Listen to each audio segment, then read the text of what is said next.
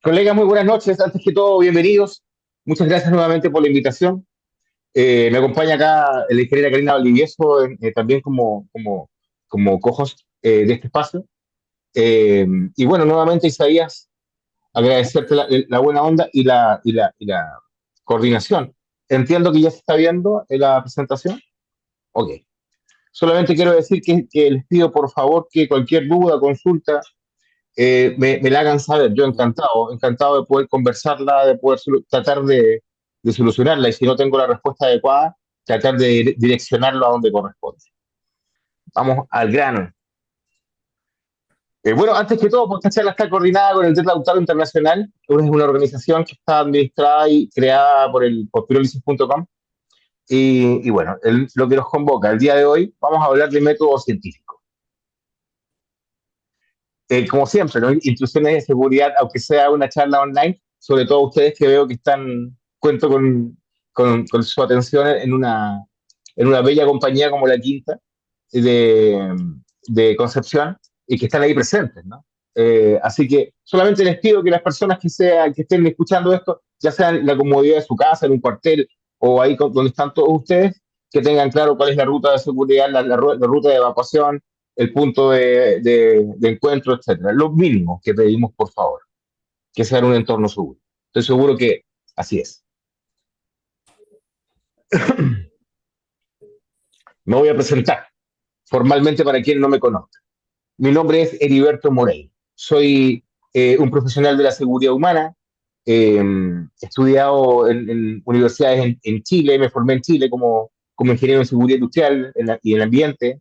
Luego me especialicé en Ecuador en una maestría en ambiente e higiene. Y me he ido por esa línea. Tengo una mención profesional y control, en control y prevención de incendios. Eh, y, y bueno, me dedico a investigar incendios. Soy un investigador de incendios. Soy un investigador de incendios. Nací como investigador de incendios cuando era muy pequeño. Tenía 15 años. Ya estaba hace un año entrado en bomberos en el cuerpo de bomberos de Conchalí, Churaba, cuando fui invitado en realidad no fui invitado. Yo hinché un kilo para pertenecer al Departamento de Investigación de Incendios. Sí, sí. Se fue el audio, Alberto. Ah, ya sé lo que está pasando. Espera. ¿Qué pasó? Quedaste que era pirómano.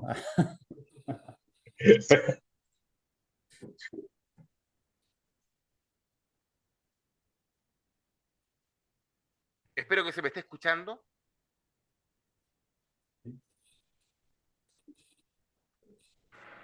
¿Se te escucha abajo, Alberto? Bueno, espero que se me esté escuchando mejor ahora.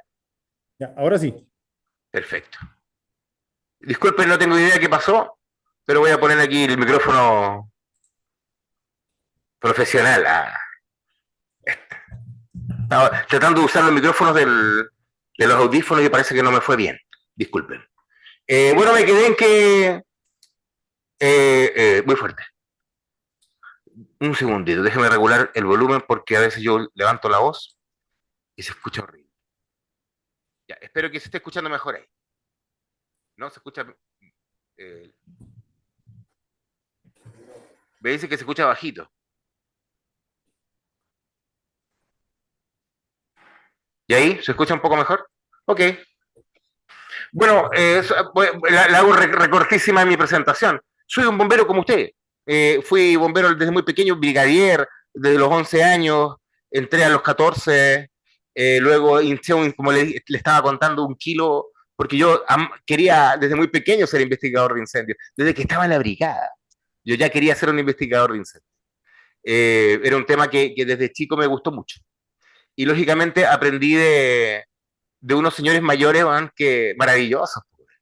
No tengo absolutamente nada que decir en contra de ellos. Ellos me enseñaron cosas dentro de lo que pudieron, con las herramientas que tenían.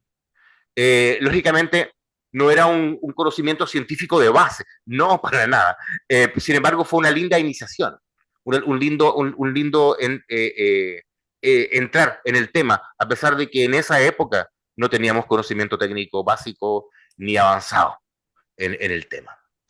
Eso, nada más. Si usted quiere profundizar en mi currículum, aquí está una dirección web donde están todos mis respaldos.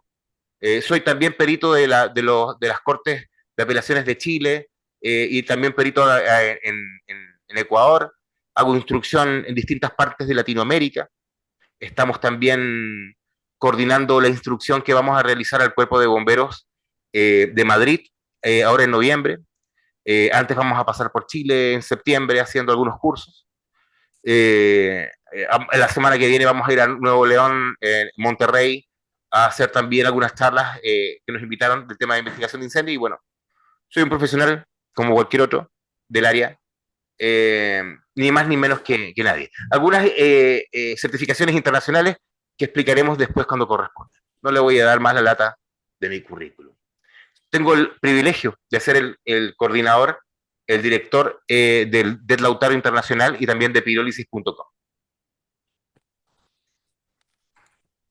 También, bueno, soy bombero desde que tengo brigadier, desde los 11, bombero desde los 14, fui bombero desde los 14 en el Cuerpo Bombero de Consterigüe, Turaba, luego me pasé al Cuerpo Bombero Santiago a los 18 años, a la octava, y luego yo vuelto a la octava y la segunda así con el tiempo. Soy bombero en Ecuador en este momento, lo que estoy hablando es tiempo pasado, fueron tiempos maravillosos en ambas compañías.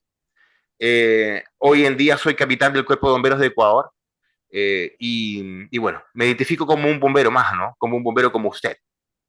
Esto es importante. Desde ya, tanto como me he presentado como un instructor, como un profesional, pero desde ya le digo que estamos teniendo una conversación de adultos, ¿no? O sea, cuando dos adultos conversan, deben mirarse a la misma altura, jamás para arriba o para abajo, jamás. Si existe esa, y eso es algo importante, porque también hago clases en la universidad, hago clases para las policías, para las fiscalías. Es importante entender que cuando hablamos de traspaso de conocimiento entre adultos, no puede haber esa relación de escala, donde vemos al instructor hacia arriba, y eso pasa mucho en bomberos. En bomberos tenemos lamentablemente, ¿no? Y no todos, no todos, pero a veces sucede que vemos al instructor como alguien superior, o peor aún, el instructor se ve como alguien superior. Y eso es funesto. Siempre vamos a tener entre nosotros gente que sabe más de cosas que no sabemos. Así que todos somos bellamente ignorantes, ¿no? Bueno, una foto interesante. La última vez que estuvimos en Concepción, tuvimos una experiencia maravillosa. Así de simple. Estuvimos trabajando con un equipo muy, muy, muy lindo. Esta es una foto que nos sacamos regularmente al final de los cursos, un poco más loca, pero tuvimos asistentes de carabineros, asistentes de la Policía de Investigaciones, conocimos a un montón de personas, tal vez haya alguien aquí presente de esa época, no sé, pero fue un lindo curso, un lindo curso. Hicimos la quema de un módulo, hicimos interacciones de juicio oral, fue bastante interesante. Lo único que quiero decir es que le tenemos mucho cariño al Cuerpo Bombero de Concepción y ojalá podamos tener la oportunidad de poder visitarlos nuevamente. Colegas, vamos al grano, directo. Quiero que, antes de darle la lata, ¿no? Antes de darle la lata y empezar a hablar de ciencia como tal, ¿no? Porque me invitaron a hablar de métodos científicos. Yo le decía a Isaías que va a ser como una charla corta, ¿no? Como una introductoria, bueno, que dure lo que tenga que durar. Eh, pero me gustaría tener un feedback, ¿no? Cuando yo empecé, y quiero dar un ejemplo claro, cuando yo empecé a aprender investigación de incendios, de estos señores que yo era ayudante del departamento, y en esa época, ser ayudante del departamento era servir café, barrer la oficina y hacer informes con estas máquinas de esa época le estoy hablando. Entonces eso era lo más maravilloso para mí en esa época. Entonces quiero preguntarles algo. En esa época, eso sí, ese lugar se llamaba Departamento de Investigación de Incendios. ¿Por qué rayos hoy se llama Investigación Científica de Incendios y Explosiones? ¿Por qué? ¿Cuál es la diferencia? O directamente a cualquiera de ustedes que tenga alguna idea en relación a por qué usted cree que hoy la investigación de incendios se llama investigación científica de incendios. ¿Qué tiene que ver o sea, la palabra científica? ¿De dónde salió? ¿Desde cuándo se usa? ¿Qué cambió?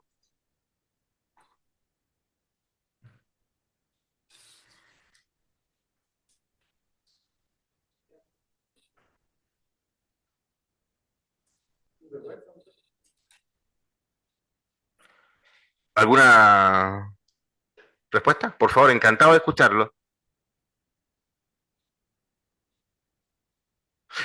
Voy a ser más directo con mis preguntas. Dentro de la investigación de incendios, bueno, después voy a hablar de la parte legal, pero tengo que decirles que hay tres casos en Estados Unidos que crearon jurisprudencia. Crean que cuando un fallo de la Corte Suprema crea jurisprudencia. O sea, cuando se vuelve a tratar el caso, se puede decir que la Corte Suprema ya falló, en consecuencia, ya está fallado y no se puede volver a litigar el caso, ya está fallado. Entonces, es como casi una ley, se llama jurisprudencia. Entonces, hay tres casos que son fundamentales en el desarrollo de las leyes de Estados Unidos, que es el caso Fair, el caso Cumo y el caso Merrell versus Merrell Dow Pharmaceuticals, que hace muy poco, en todo el año 93, si no me equivoco, ya voy a darle los datos como corresponde. Pero estos quiero dar en el resumen. Estos casos cambiaron la estructura legal de Estados Unidos en el sentido de la valoración de la prueba. O sea, antiguamente, el perito, vamos a hablar de un perito, no sé, en sangre, en huellas, en lo que sea. Antiguamente, un perito en huellas en Estados Unidos era una vaca sagrada, pues. Lo que el hombre decía era, punto, se acabó. Nadie podía discutir. Y se parece mucho. A ver, ¿alguno de ustedes se acuerda cuánto valía la prueba de bomberos, el informe de bomberos, legalmente, antes de la reforma procesal penal? ¿Alguien recuerda eso? ¿Alguien tiene alguna idea? ¿Alguien estuvo en esa época? ¿O supo algo de eso así como una historia? ¿No? Usted, por favor, encantado. ¿Se acuerda? Dígame. Hola, buenas noches. Bueno, Antiguamente la prueba de bomberos antes de la reforma procesal penal no tenía mucho peso, era era más una guía o un tips que se le daba al juez para poder determinar la causa, porque no tenía base científica, a eso vamos. No había una lógica de por qué se hacían los incendios. perdón, ¿usted me puede decir su nombre, por favor? Tal vez lo... Eduardo, ¿Perdón? Eduardo. Eduardo, déjame decirte algo. Usted le llama un tip, antiguamente le dábamos un tip al juez. ¿Sabe cuánto valía ese tip legalmente, el peso? No mucho. Valía 2 testigos presenciales con testes. ¿Sí? Y para eso tenía para poder fallar, había que tener al inculpado, había que tenerlo prácticamente una foto con los fósforos o haciendo el incendio. Déjeme resumirle el cuento. Antes de la reforma procesal penal, el informe de bomberos podía hundir a una persona solamente porque se le ocurrió a un bombero que la cosa era así. Era tan pesado el informe de bomberos que no se podía discutir. El informe de bomberos, antiguamente, antes de la reforma procesal penal, era como hecho por vacas sagradas. Así de simple. El informe de bomberos era sepulcral, te mataba. ¿Por qué? Porque valía 2 testigos presenciales con testes. ¿Cómo vas a pelearle a 2 testigos presenciales que dicen lo mismo? Entonces, ¿qué quiero decirle? Eso valía el informe de bomberos. Pregunta, ¿cuánto vale hoy? De pronto, ojo, de pronto, en lo que yo estoy contando también que antiguamente el informe de bomberos se recontra sobrevaloraba. Algunas veces, tal vez no. Yo creo que sí. Pero la pregunta es, hoy, ¿cuánto cuesta el informe de bomberos? ¿Cuánto pesa? O déjeme preguntarle de otra manera, a usted y a todo el grupo, ¿qué pesa más? ¿Un informe de bomberos o un informe de carabineros de investigación de incendios? El de bombero, me imagino. Déjeme preguntarle otra. ¿Cuál pesa más si vamos a hablar de un asesinato? ¿Ya? No de incendio, de un asesinato. ¿Cuál pesa más? ¿El informe de la Policía de Investigaciones o el informe de los carabineros? ¿Cuál pesa más? Ambos. Ambos, o sea, depende lo que el magistrado determine, o sea, o manda a carabineros o manda a investigaciones. Quiero dejarlo súper claro, la pregunta está mal hecha, porque no es que un informe pese más que otro. Hoy en día el informe de carabineros de la investigación de incendios y el informe de bomberos pesan lo mismo, pesan lo mismo. Los informes no pesan por la institución que lo hizo. Los informes pesan por su estructura, porque está bien estructurado, porque no se puede discutir, porque respetó el método científico, porque la persona que firmó está respaldada técnicamente y no se puede cuestionar. Eso pesa hoy un informe. O sea, el informe, muchas veces, y quiero ser sincero, muchas veces en Chile, el informe de bomberos no se judicializa porque está mal hecho, porque no va a servir para la causa. Muchas veces el fiscal a veces debe involucrar a bomberos, pero si puede evitar hacerlo, lo va a hacer. Lo va a hacer porque muchas veces cuando citan a bomberos a declarar, a veces también citan al comandante y hay contradicciones. Y en un juicio, en un ambiente legal, cuando existe contradicción, atención con esto, cuando existe contradicción o cuando una cosa no se puede explicar bien, o cuando existe duda razonable, significa que todo está mal. Así de simple.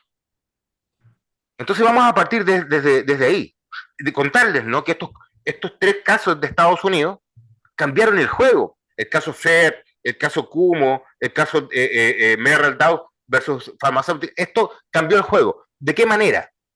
Anterior a estos juicios, el perito era una vaca sagrada.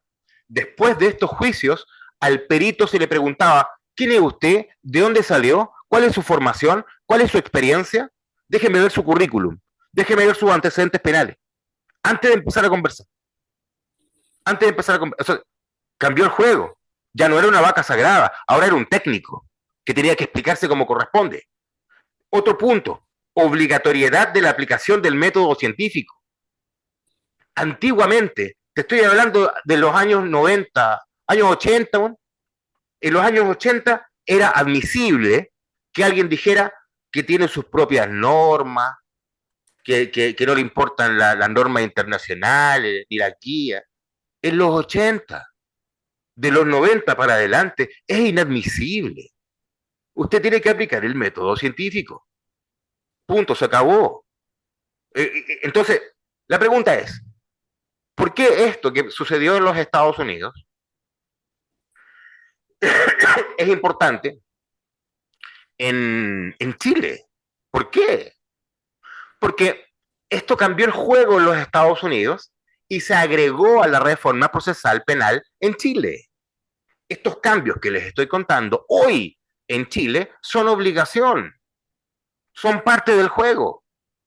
Hoy en Chile, si usted no investiga basado en el método científico, no vale de nada su investigación. Si usted dice oh, no sé si se me están escuchando, no sé qué pasa con mi cámara. Bueno, si hoy usted dice en Chile que tiene sus propias normas, lo van a ridiculizar. Entonces, hay que dejar muy en claro desde dónde se llama método científico y más o menos pasa en los 90. en los 90, 95, cuando debo ser muy sincero, yo conocí la norma NFPA 1033 como el año 2014, 2015. Eh, pero antes yo solamente conocía NFPA 921. Luego conocí la norma, lo que debería haber sido al revés, ¿no? Pero en Chile tampoco pescábamos mucho esto. Bueno, desde aquí quiero empezar a conversar. Quiero contarles que la investigación de incendios es científica porque se obliga a la aplicación del método científico. A mí me gustaría saber si alguien de ustedes, sabe, o sea, me puede explicar así de manera súper simple, porque es una regla de comunicación en todos nuestros cursos. Siempre es de manera abuelística. O sea, aquí las explicaciones son súper simples. No, nada de rebuscado. No, no, súper simple la explicación. A mí me gustaría preguntarles a ustedes, para partir, ¿cómo se aplica el método científico? ¿O qué es el método científico?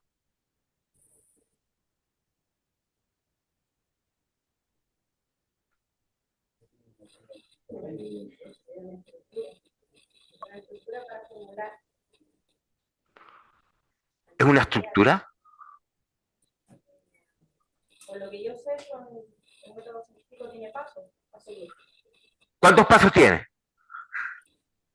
Bueno, por lo que yo sé, hay varios. Hay algunos que 5, otros que 7. Mire, eso es importante lo que usted está diciendo, porque el método científico, se pelea en el método científico, que tiene 6, 7, 5.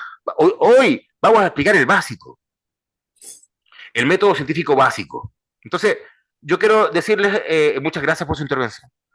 Por favor, cualquier duda o consulta voy a estar atento. A ver aquí un segundo. También voy a estar atento. Aquí dice una forma sintética de adquirir conocimiento. Consta de 6 pasos. Bueno, no voy a reparar en el hilado fino, ¿no? De cuántos pasos, pero sí voy a decir que claro que es un sistema. Es una forma en la que podemos contestar preguntas, básicamente. Y es un procedimiento. Si usted quiere que se lo resuma, es un procedimiento, ¿ya? Que tiene, al menos el que vamos a enseñar nosotros, 7 pasos. Pero vamos a partir por el principio, como dijo. ¿Qué significa epistemología? ¿Alguna vez han escuchado esta palabra? Epistemología. Los Lelutier tienen una canción que se llama Cumbia Epistemológica. Bueno, corta, la voy a hacer mega corta en algunos conceptos. La epistemología es el estudio del conocimiento científico. A ver, tenemos aquí una respuesta en el chat. Sí, un estudio del conocimiento. En realidad, episteme significa conocimiento, tratado, es la diferenciación del conocimiento tradicional con el conocimiento científico. Y es lo que vamos a partir definiendo el día de hoy, antes de entrar directo al método científico. Aquí hay los 3 grandes, ¿no? Sócrates, Platón y Aristóteles. Siendo Aristóteles el hijo del médico del rey de Macedonia, el cual lógicamente era un millonario y quería que su hijo estudiara en la mejor escuela. Para eso, este médico le pidió al señor Platón, el cual tenía la escuela más famosa de la época, la escuela platónica, que pudiera atender la formación de su hijo, Aristóteles. Cada uno de ellos fue maestro y del otro, ¿no? Si lo vemos de izquierda a derecha. Y también debo decir que cada uno renegó de su maestro, renegó de su maestro y del conocimiento que le entregaron. Platón, Aristóteles ya tenían reflexiones epistemológicas, algunos consideran que el autor es John Locke. No voy a ingresar a esto todavía con respecto a los autores como tal. Voy a hablar, sí, de la falsibilidad, pero un poquito más adelante. Vamos a hablar de conocimiento que según al menos Aristóteles, ¿no? Que habían 3 tipos de conocimiento. La experiencia, la ciencia y la inteligencia. La experiencia, el conocimiento de cosas concretas, la ciencia, conocimientos que adquirimos a través de la observación de las cosas y al hacernos preguntas. Y el conocimiento de los principios de la sabiduría que obtenemos a través de la intuición, lo que llamaban inteligencia. Y acá una explicación más clara. La experiencia, por ejemplo, si usted antiguamente veía que el sol salía por allá, salía por la cordillera y se escondía en el mar. Usted salía por... Entonces, según esa experiencia, usted decía, ah, el sol se mueve alrededor de la Tierra. ¿Ya? Entonces, tuvimos que tener a Copérnico y algunos estudiosos del sistema solar y los astros que inventaron el telescopio y pudieron encontrar algunas trayectorias y darse cuenta, por ejemplo, que nosotros, o sea, que el Sol no giraba alrededor de nosotros, que nosotros girábamos alrededor del Sol, lo cual fue muy polémico en su época porque vivíamos en una época donde se creía por religión que girábamos alrededor del Sol. Entonces, uno es la experiencia y otro es el... Déjeme darle otro ejemplo. Si usted en la antigüedad se hubiese comido un pan y después le duele el estómago, usted no hubiese comido más pan, pues eso hubiese sido la experiencia, ¿no? Usted sabe que cuando come pan le cae mal al estómago. Pero hoy en día hay estudios que le pueden decir por qué le cae mal ese pan. Porque es celíaco, porque es intolerante al gluten, etc. Entonces no es lo mismo la experiencia que el conocimiento.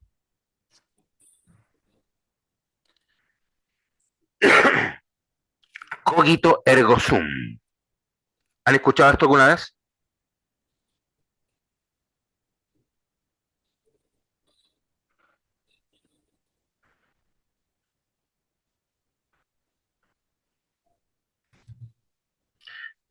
¿Quién cree que dijo esto?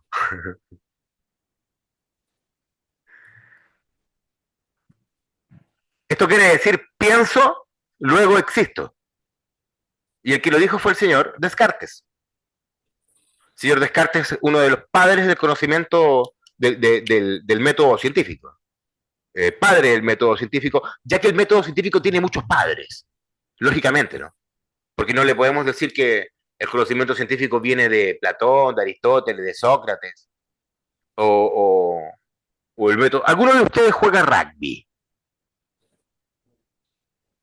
¿O han visto cómo se juega el rugby?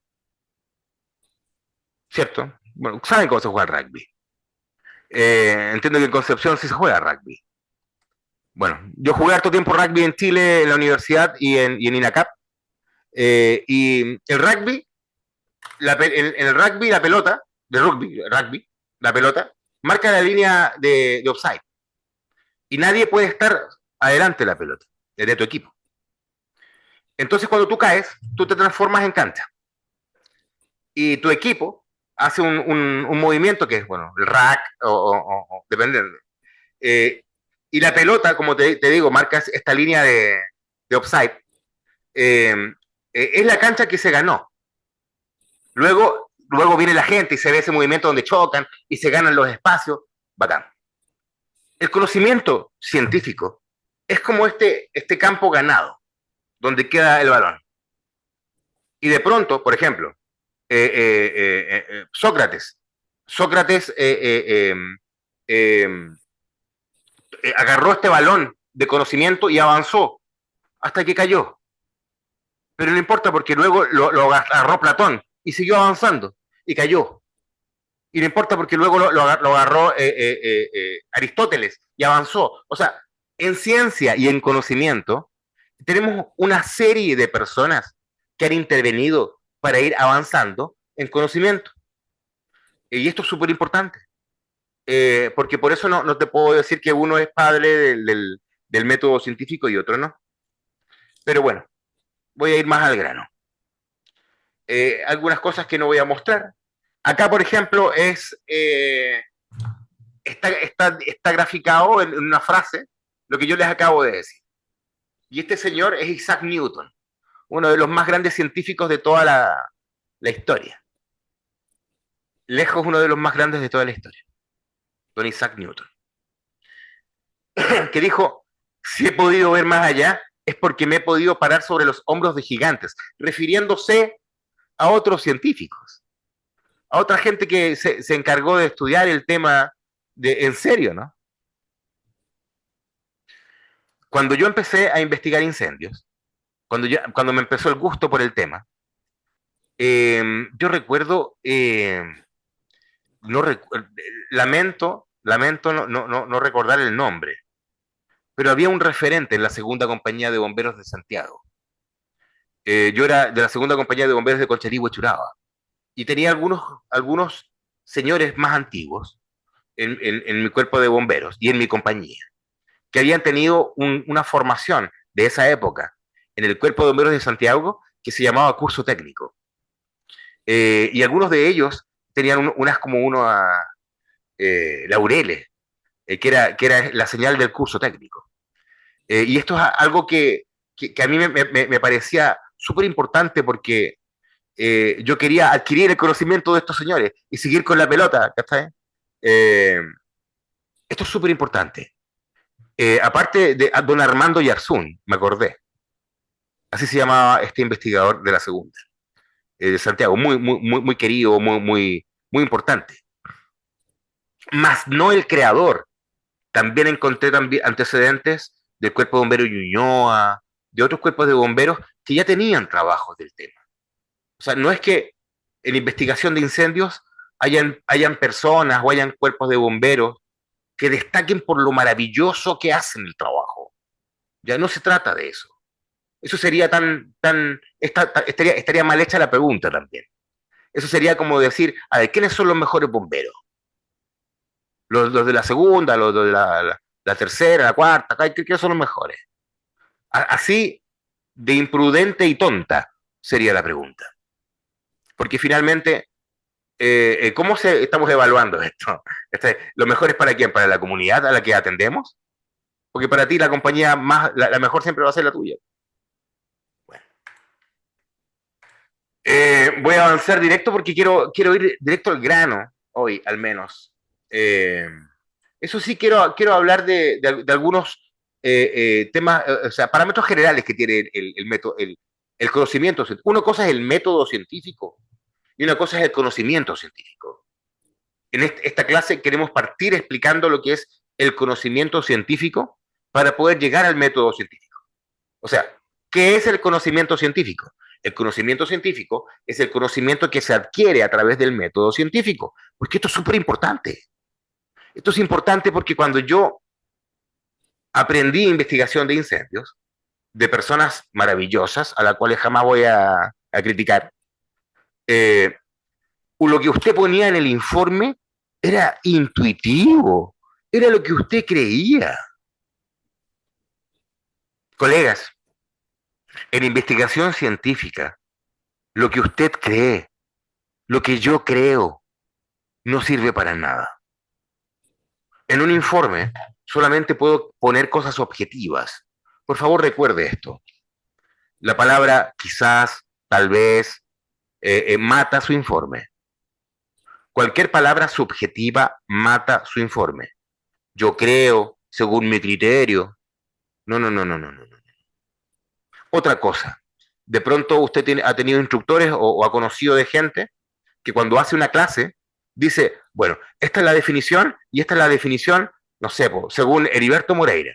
A nadie le importa la definición según Heriberto Moreira. No pierda el tiempo. Y no sea pretencioso tampoco haciendo usted definiciones raras. ¿Ya? No, hay documentación, refiérase a una norma chilena, refiérase a una norma NFPA, refiérase a lo que corresponde.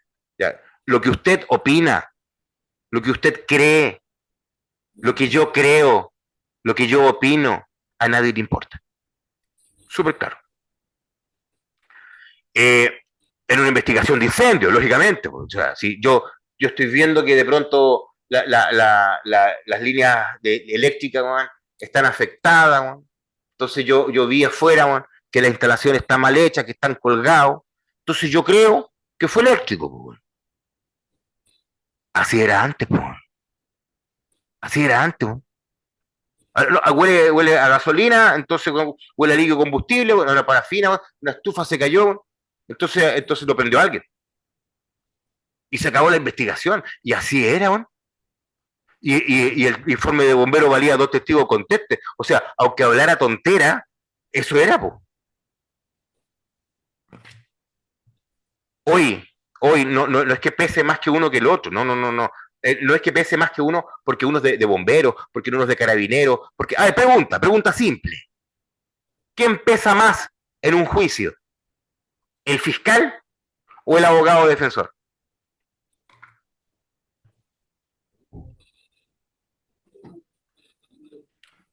¿Algún compañero abogado? ¿Cómo fue la pregunta? ¿Quién, entre comillas, pesa más en un juicio? ¿El fiscal o el abogado defensor? Ninguno de los dos. ¿Cuál es? Ninguno. Ninguno de los dos pesa lo mismo. Por favor, usted que me está contestando eso, usted cacha que los bomberos no piensan igual. ¿Por qué usted cree que los bomberos no piensan igual? Porque, no sé, ego, quizás, pero en realidad, ante la ley o en el juicio, el fiscal y el abogado se lo mismo. Principio de igualdad ante la ley, artículo 19 de los... Muchas gracias. Solamente quiero decirle algo. Históricamente, los bomberos hemos creído que el fiscal es como una autoridad dentro del juicio. El fiscal tiene la autoridad de instruir la investigación, sí, claro, pero dentro del juicio, tal cual lo está diciendo el colega, pesan lo mismo. También está mal hecha la pregunta. No es que uno pese más que el otro. Lo que pasa es que nosotros creemos que el fiscal, porque trabajamos para la fiscalía, ojo, los bomberos, policía, trabajamos para la fiscalía, no para la defensoría. Ahí habría un conflicto de intereses importante, pero no quiero meterme ahí todavía. Quiero dejarlo súper en claro. No es que pese más el fiscal o que el abogado defensor. Dentro de las partes interesadas de un juicio, están a la misma altura, tienen el mismo peso técnico, el mismo peso legal. Entonces, primero desmitifiquemos eso, que el fiscal pesa más, no es así. De pronto, no sé si pasa en Concepción, pero en otras ciudades de Chile hay de pronto fiscales que son bomberos o han sido bomberos. Y nosotros creemos que estos fiscales que han sido bomberos o que tienen el conocimiento máximo de investigación de incendios, o sea, se la saben todas, lo cual es un error. Un error grave, grave, grave, grave, grave, grave, grave, grave. ¿Ya? Muchas veces estos fiscales son muy honestos de lo que no saben, pero a veces no. Entonces, aquí empezamos a autoengañarnos y empezamos a entrar en una espiral media extraña. Lo único que quiero dejar en claro es que, según el principio de la igualdad ante la ley, no es que pese más uno más que el otro. En la instancia legal, usted se va de pronto, su informe va a pelear con otro informe porque las personas tienen derecho a defenderse o a no estar de acuerdo con su informe. El hecho de que no estén de acuerdo con su informe se podría manejar de varias maneras. Se puede, por ejemplo, hacer un metaperitaje, ¿no? Que en realidad es una revisión técnica del informe. O hacer otro informe que podría coincidir o ir en contra del suyo, etcétera. Hay varias vías ahí. Lo que le tengo que decir claramente es que el informe de los peritos, de las policías, de los peritos que se inscriben en el Consejo para las Cortes de Apelaciones o para las defensorías, ninguno pesa más que el otro. Todo va a pesar dependiendo de la estructura que tiene, lo que dice, el currículum de la persona, etcétera, ¿no? Eso ya está claro. El conocimiento científico y sus características es objetivo, es racional, es sistemático, es general. Aquí, como les dije, ¿no? La opinión queda fuera. Si yo le pregunto algo, la investigación de incendios es una rama de qué? De la ingeniería de incendios, de los bomberos, de las policías. La investigación de incendios es una rama de qué árbol, o cuál es nuestra rama principal. ¿De dónde viene la investigación de incendios? Viene del mundo de los bomberos, viene del mundo de las policías, viene del mundo de los seguros, ¿de dónde viene?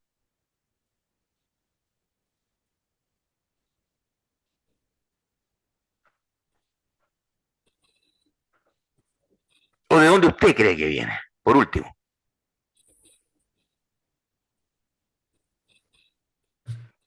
Quiero dejarlo súper en claro entonces. Colegas, la investigación de incendios es una rama de las ciencias forenses. ¿Ya? No, no es una rama de los bomberos. Ya no es una rama de las empresas de seguro, es una rama natural de las ciencias forenses, naturalmente de las policías. Las policías hacen este tipo de investigación. Pero en la guía NFPA 921, en su actualización 2024, indica claramente que es una rama de la ciencia forense, es una actualización, lo dice claramente. Entonces, ¿qué significa esto? Significa que las reglas a las que se ciñe la investigación de incendios son las ciencias forenses. Y las ciencias forenses se ciñen a las ciencias. Por eso estamos hablando de ciencia y de conocimiento científico. Voy a acelerar un poquito. Objetividad, conocimiento que concuerde con la realidad del objeto. No voy a filosofar y voy a hablar de la realidad cuando el sujeto conoce al objeto y se relaciona el sujeto con el objeto. No, no voy a filosofar hoy día. Racionalidad, conceptos de juicio, razonamiento, sistematicidad, organiza la búsqueda y sus resultados. O sea, no es que usted llegue como loco que usted... yo he visto un montón de investigadores de incendios, cada uno con su bola distinta. He conocido investigadores que se meten así como perros oliendo, o si no, hay varios tipos de investigadores, cada uno con su estilo, ¿no? Muy pocos estructurados, muy pocos estructurados con su evaluación de riesgo antes de comenzar, como corresponde, ¿no? Elección de EPP antes de comenzar, fijación antes de mover, luego mover, tapizar, luego limpiado de piso, y luego barrido con agua. O sea, solamente haciendo esto, la lagrimita ahí. Porque muchas veces es a la maldita sea. A la maldita sea. Ni siquiera he levantado el piso y ya estoy llegando a conclusiones. Y bueno, sistemático, generalidad, logra que cada conocimiento parcial sirva. Fiabilidad, se reconoce explícitamente que la propia posibilidad de equivocación.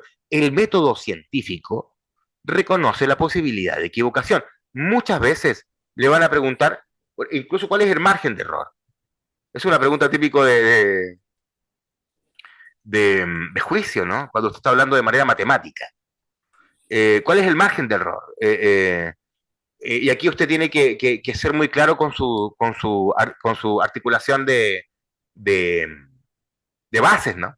Sus argumentos con ello. Voy apurando, porque en realidad quiero ir a esto, a la definición. En todos los documentos NFPA, cuando hablamos de la sección 3, estamos hablando de definiciones. Recuerde eso. Si yo le digo NFPA cualquier número y empiezo con el número 3, significa que me voy a referir a una definición. ¿Ya? Entonces, estoy en NFPA 921. NFPA 921, ¿qué es? ¿Alguien la conoce? ¿Cómo se llama?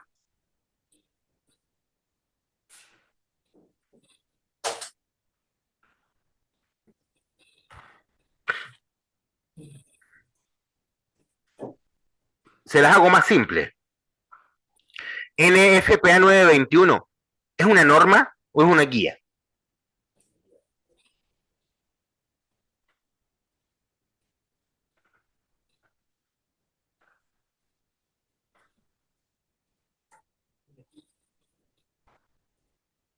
¿Cuál es la diferencia entre una norma y una guía? La norma de aplicación obligatoria, la guía es una propuesta, una referencia. Perfecto. Una sugerencia, uno es se debería y el otro se debe.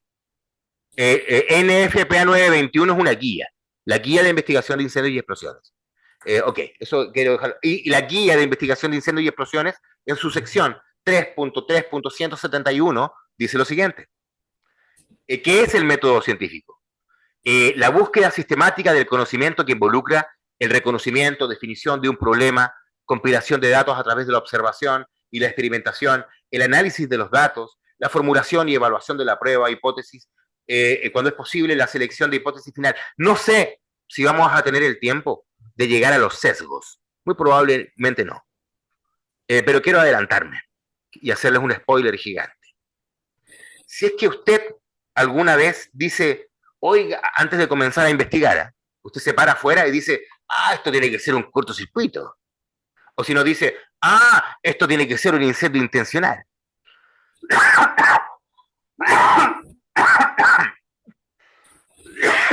Disculpen.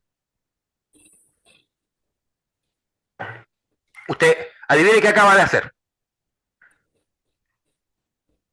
Acaba de matar su investigación. Se llama sesgo de confirmación. Y si lo escucharon, ya váyase para la casa. No puede usted estar prejuzgado, aunque sea muy claro, aunque parezca, aunque tenga pico de pollo, patas de pollo, haga pico pío, no le diga pollo, si no tiene las fases suficientes. No se refiere siempre a una investigación de incendios. Usted llega con todo es posible. Puede ser un arco voltaico, un cortocircuito, puede haber sido intencional, puede haber sido un accidente, todo es posible. ¿Ya? No, por favor, esto es súper importante. Usted mismo no se haga un prejuicio de la escena o dónde va a llegar. Cuando usted se compromete con el método científico, usted está firmando un cheque en blanco. Usted se está comprometiendo con el método y no con el resultado. Usted se compromete con el método científico a llegar a cualquier resultado donde el método científico lo lleve, no donde usted cree, no donde parece todo. Todo indica que empezó ahí, pues tampoco, así no funciona. Les hago una pregunta general. En un incendio estructural, el lugar más quemado, donde hay más carbonización, ese es el lugar de origen.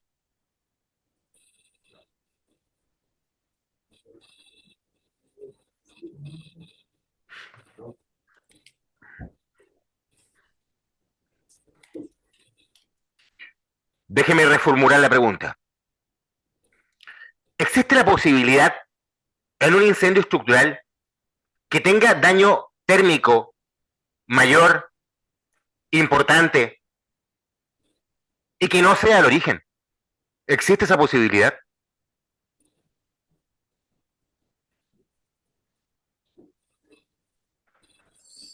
¿No se podría descartar? Pero deme un argumento. O sea, sí o no, y por qué. Déjeme, ¿por qué usted cree que en otro lugar que no es del origen pueda tener más daño térmico? Porque es más combustible. Porque tiene más combustible, porque tiene más ventilación, porque tiene más... Por X razones. Hay muchas... En una ventana, generalmente voy a tener más daño térmico. Pero es por temas de ventilación, no por temas de inicio de fuego. ¿Está claro? Cuando yo aprendí a investigar incendios, compañeros, el lugar más quemado, ahí empezó. Y se acabó. Y se acabó la discusión. ¿Cachai? Hoy en día tenemos que tomar otras variables en cuenta. En realidad todas las variables, todas. Y por eso quiero tirar esto para que usted comprenda que tiene que ver el problema de diferentes ángulos. ¿Ya? Y siempre preguntarse las cosas en negativo. Ya vamos a llegar a la falsibilidad, que es un tema muy bacán que vamos a ver el día de hoy. A ver, no quiero reparar tanto acá, pero estos dos hombres son... Cualquier persona que haya pasado por la universidad y haya hecho su trabajo de título, chocó con estos dos textos. El discurso del método, de René Descartes, y Crítica de la razón pura, de Kant. Supongo, ¿no? No creo que me dejen de mentiroso ahí. Son súper entretenidos, weón. Son súper entretenidos. No, weón, no son entretenidos, weón. No son para nada, para nada. Sobre todo, sobre todo en una época donde tú querís puro largarte, ¿no? Bueno, yo repetí 3 veces metodología de la investigación. Bueno, no vengo a contar esa historia el día de hoy. Pilares del método científico: reproducibilidad y falsibilidad. Voy a hablar de estos pilares para meterme con todo el método científico el día de hoy. Quiero decirles que cuando hacemos esta clase presencial, si filosofamos un poquito más y hablamos de temas que me voy a saltar el día de hoy. Pero aquí hay dos cosas que son importantes, que son los pies del método científico: la reproducibilidad y la falsibilidad. Primero, la reproducibilidad. El método científico implica que los resultados son comunicables. Tú puedes publicarlos. Déjame decirte algo. La palabra forense, aparte de que viene de responder preguntas de interés jurídico, que sería la definición más actual, la etimología de la palabra viene del foro. Cuando tú eras foreado, eras expuesto a otros profesionales como tú. Esto es importante porque hay la investigación antigua de incendios es como tímida. Dice, esta es mi investigación y no quiero que nadie la vea. Ábrela ahí, escóndela, que nadie la vea. No, usted tiene que estar orgulloso, yo siempre le digo lo mismo, usted tiene que ser un exhibicionista de su trabajo, de su buen trabajo. Entonces no tengan miedo que se filtró su investigación, de que se la dieron. No, porque usted hizo un buen trabajo, así que no tenga miedo. Si usted es tímido, si usted no quiere que nadie la vea, ¿sabe por qué puede ser o no? En una de esas no hizo un buen trabajo. En una de esas, tal vez es tímido, ya. Falsibilidad. Toda proposición científica está susceptible a ser falseada. Necesito que cualquiera de ustedes me indique, por favor, qué rayos significa esto.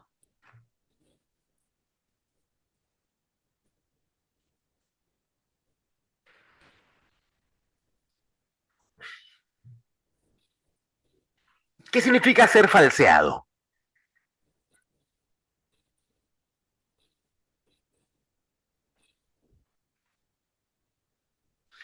Una investigación de incendios puede ser falseada. Sí, claro. Sí, claro. Debe. Si no puede ser falseada, estamos hablando de un dogma. Si yo no puedo dudar, significa que estamos hablando de un dogma. Sí, Benjamín, perfecto. Benjamín indica, admite pruebas en contrario. O sea, te podéis como ir en contra de tu mismo trabajo. Si admite eso, estamos bien. Puede ser falseado. Déjame decirte una cosa loca de Descartes. Descartes decía que todo puede dudarse.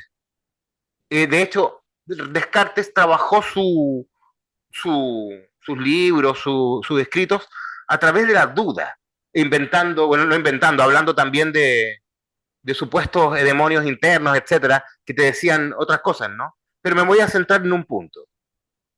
Para Descartes se podía dudar de todo. De hecho, debías dudar. Se podía dudar. Se podía dudar de que estemos aquí hablando. En una de esas yo soy un video o en realidad virtual, o de pronto estamos durmiendo y estamos soñando. De todo se puede dudar. Pero también él decía, solamente hay una cosa que no se puede dudar. ¿Alguien sabe de qué no se puede dudar?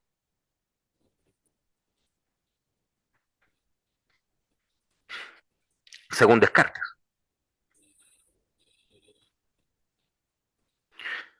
Bueno, según Descartes, de lo único que no se puede dudar es que está dudando. De eso no se puede dudar. De todo lo demás se puede dudar.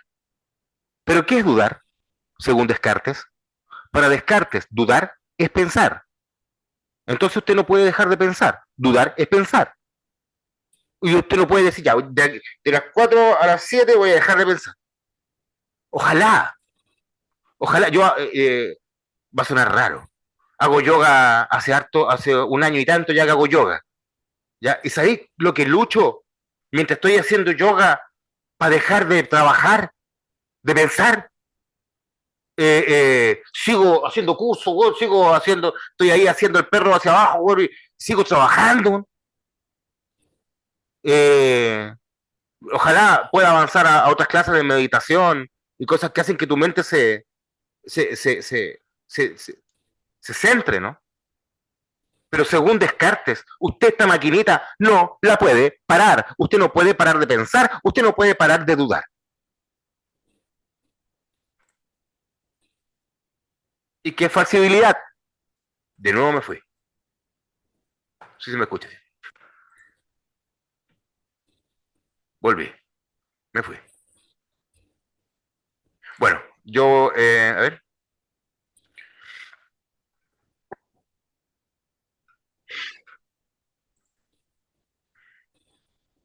¿Se me escucha? Ok. Ok, de pronto se me fue todo al caño, disculpen. Volví. Seguimos acá, entonces le voy a presentar a un señor que le va a caer súper bien. Eh,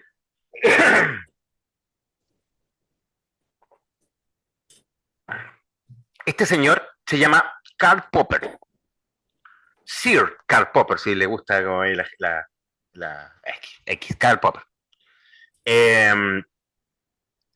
Este señor, ojalá lo hubiese conocido antes, pero él explica el falsacionismo de una manera muy bacán. Y quiero, antes de hablar de este señor, hacerles una pregunta. Imagínense que usted tiene que demostrar, en Chile no hay cuervos, ¿cierto? En ningún lado. Ya, ya, bacán, sirve para ejemplo. Imagínate que en Chile hay cuervo. Imagínate que tenemos en Chile cuervos de Arica a Punta Arenas. Imagínate que por la cantidad de palomas, un cuarto son cuervos. ¿Ya? Esa es la proporción. Esa es nuestra realidad.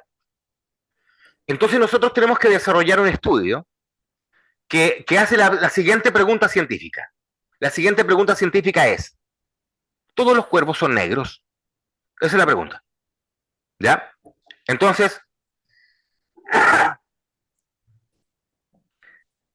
si vamos a jugar al verificacionismo, si vamos a darle respuesta a esta pregunta científica a través del verificacionismo, usted tendría que preguntarse, bacán, si yo debo responder la pregunta, ¿todos los cuervos son negros?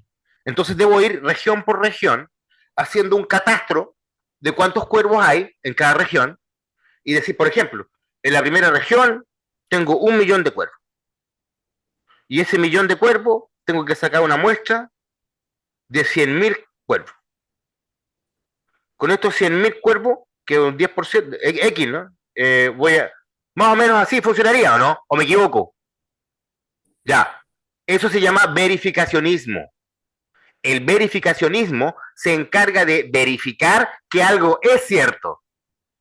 El falsacionismo se encarga de verificar que algo no es cierto. O sea, ¿cómo yo voy a buscar o a responder si todos los cuervos son negros en Chile? Buscando cuervos blancos, buscando un cuervo de otro color, un cuervo gris. Basta un cuervo. No necesito ir región por región haciendo un catastro, haciendo esto tan grande. Basta que me ponga a buscar por todos lados un cuervo que sea distinto al color negro para responder la pregunta. Y la respuesta sería, ¿todos los cuervos son negros? Respuesta, no. Vamos a la definición. A diferencia del verificacionismo, que planteaba que la ciencia era una acumulación de verdades, el falsacionismo plantea que la ciencia es una acumulación de afirmaciones falseables que hasta la fecha no han podido ser probadas falsas. O sea, lo que hoy tenemos sabido como ciencia, lo que hoy tenemos certeza que es ciencia, en 300 años más va a ser ridiculizado. Así de simple. La extinción futura de incendios es electromagnética, no es con agua. Ya conocemos la naturaleza electromagnética de la llama, ya sabemos descomponerla. Falta la tecnología para poder, en un incendio, llegar con maquinarias como una torre de comunicación móvil, ponerlo triangular, hacer un campo electromagnético y apagar el fuego. Eh, el falsacionismo postula que una teoría tan buena como la teoría de relatividad se puede ir al caño con todo si es que se descubre de pronto que algo estaba malo. Hay muchas teorías de Einstein que fueron corregidos por otros científicos. Hay una científica muy famosa, ella, que corrigió las ecuaciones de Einstein, que estaban mal, tenían fallas. Quiero preguntarles algo.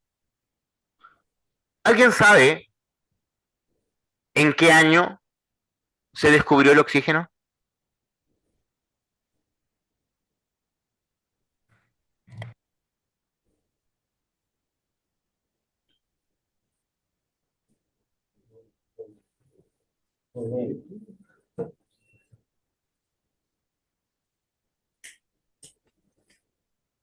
Pregunta rara, ¿no?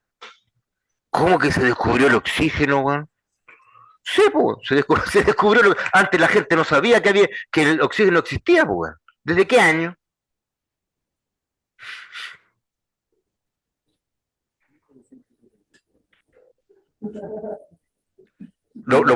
Se lo puede decir Google, no importa, no hay problema.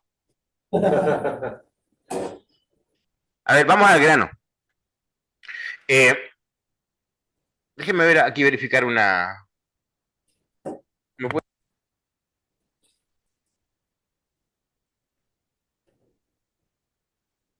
¿Alguno de ustedes ha escuchado hablar de la teoría del flojisto?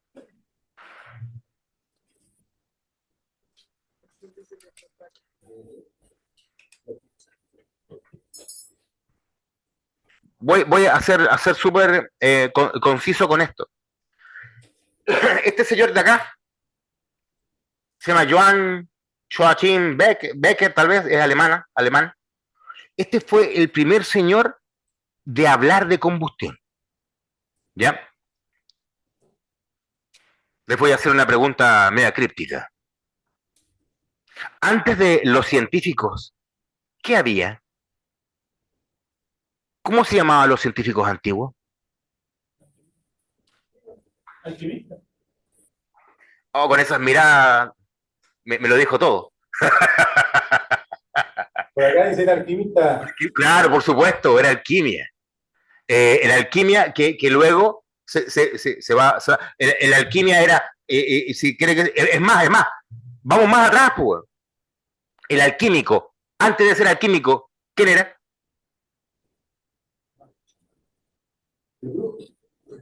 ¿Quién? Ganador, el grupo. Bueno, Sí. era como el chamán, el médico brujo. Ya ahí empezó a evolucionar. El alquimista era un señor que era mitad ciencia, mitad religión, aún la ciencia no existía. Compañero, le hago una pregunta. ¿Quién es el papá de la química? ¿A quién se reconoce como padre de la química?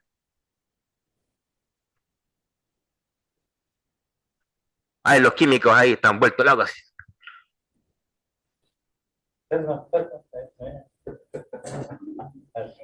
Ahí va a salir la compañía Hazmat. Ah, la compañía Hazmat del papá de la química. ¿A quién es el papá de la química? Se lo presento, déjeme presentárselo. Ah, no, aquí está.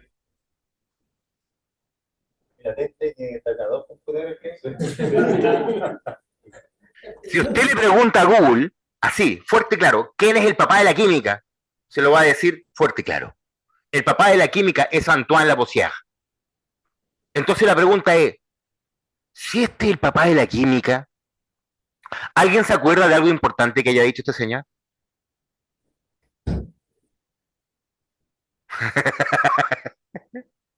Este señor es súper importante. Pero dentro de otras cosas, es interesante, él pertenece a un grupo de científicos que trabajaban con su esposa.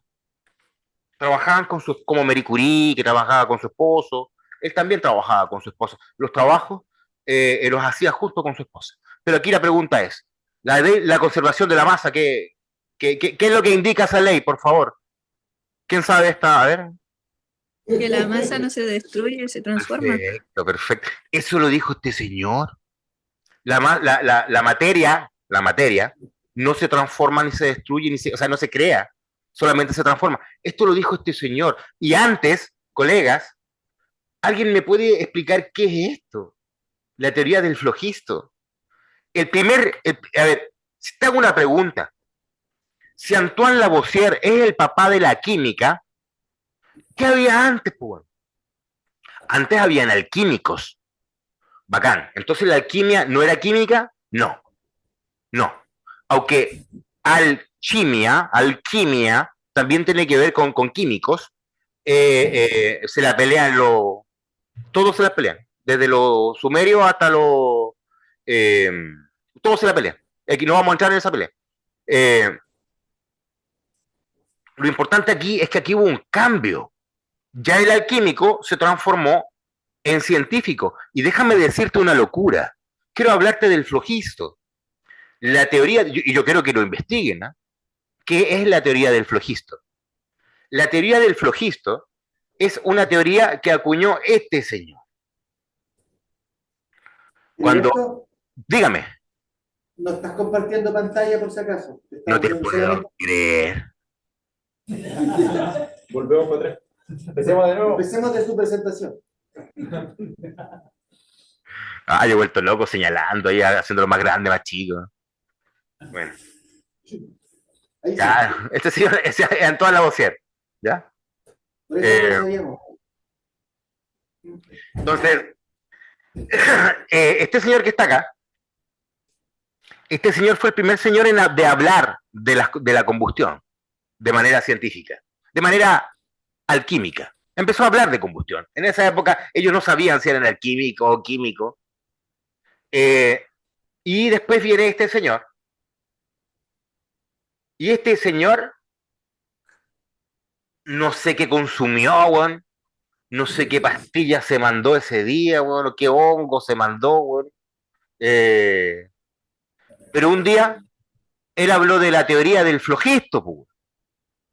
Él empezó a escuchar a este otro señor que hablaba de combustión y dijo, weón, ya sé cómo arden las cosas, weón, y por qué arden las cosas. Es súper simple. Por ejemplo, si algo está hecho de madera, va a arder más porque tiene más flojisto. En cambio, el metal no arde porque tiene poco flojisto. Incluso cuando arde la madera y tira más humo, es porque tenía más flojisto que liberar. Si tira menos humo, es porque tira menos flojisto. O sea, cuando las cosas arden más violentamente, es porque tienen más flojisto. Y si arden menos violentamente, es porque tienen menos flojisto. Y cuando tienen más humo, es porque el flojisto estaba ahí concentrado. ¿Qué les pareció la teoría?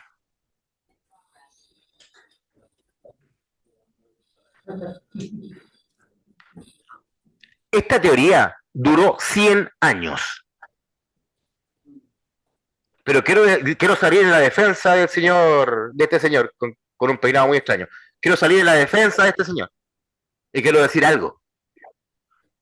Este señor no tenía idea de la existencia del oxígeno. ¿Cómo tú te puedes explicar el fuego si es que no conoces el oxígeno? El oxígeno se descubrió en 1774. Y como estamos viendo, este señor ya estaba bajo tierra. O sea, cuando se descubrió el oxígeno, o sea, este señor se murió pensando que la había hecho de lujo, pues. Así, dije. Se murió pensando que era el máximo descubridor del flojisto, pues, que explicaba la combustión.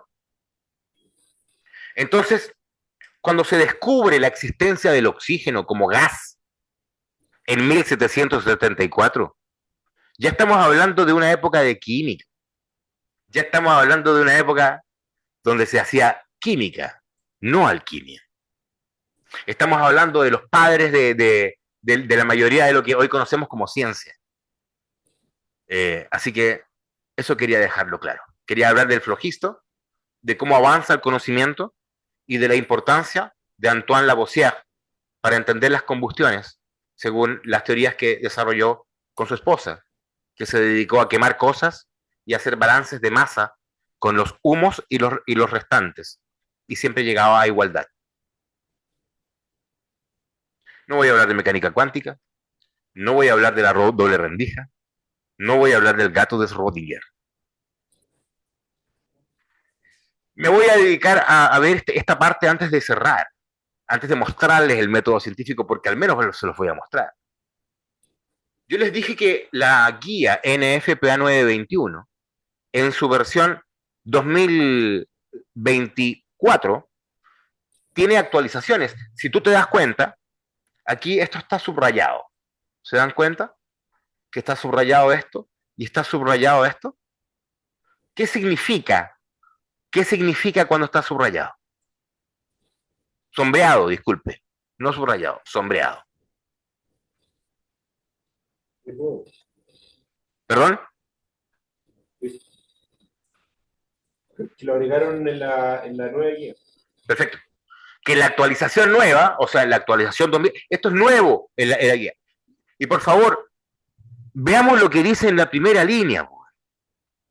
Como disciplina de las ciencias forenses, la investigación de incendio y explosión, o sea, la primera línea te ubica, es donde estás parado. Y vas a hablar, vas a conversar y vas a hacer un trabajo que tiene que ver con las ciencias forenses. Por eso es que tienes que regirte a los métodos y formas en las que se hacen las cosas en esta rama. Ejemplo, si hay una balacera en México, en Ecuador, en Colombia, en Perú o donde sea, acaba de atacarme mi gato. De nuevo. Bueno, si hay una balacera en donde sea, en México, en Ecuador, en Chile, en Argentina, la forma en la que se levantan las vainas, las vainillas, la forma en la que se fija el lugar es la misma. Son sistemas internacionales. Las policías trabajan con normas internacionales, con parámetros internacionales, no porque quieran, sino porque todos están adscritos a las ciencias forenses y deben tener una forma en la que, donde se unifican los criterios de trabajo. Algo nuevo, la recopilación de datos y datos fácticos. Datos fácticos es que estaban en el lugar, así como el análisis de estos hechos y la expresión de opiniones o conclusiones o testimonios. O sea, el investigador de incendio no es un señor que va a la escena solamente. No, es un señor que va a la escena, que expresa opiniones y que sobre todo genera un informe de investigación. Eso es lo más importante. O sea, usted debe cuidarse en las opiniones, que todas las opiniones que usted diga van a ser usadas en su contra. Usted no debería dar opiniones. Hable de otra cosa. No opine de nada. No de conclusiones ni nada por el estilo. Y lógicamente, luego, cuando tiene que ver con la defensa del informe, en sitio cuando corresponde. Debe realizarse de manera objetiva y veraz, sin sesgos, sin ideas preconcebidas, sin prejuicios. En Chile hubo un levantamiento social. No voy a hablar ni bien ni mal, no para nada. Voy a ser muy técnico para esto. Dentro del levantamiento social, de pronto los chilenos veíamos cómo la gente saqueaba un supermercado. Luego de esto, el supermercado se prendía y mandaban a los bomberos a apagarlo y luego a investigarlo. Te hago una pregunta. ¿Se puede presumir que ese fuego era intencional o fueron fuegos intencionales? ¿Puedo partir de ahí?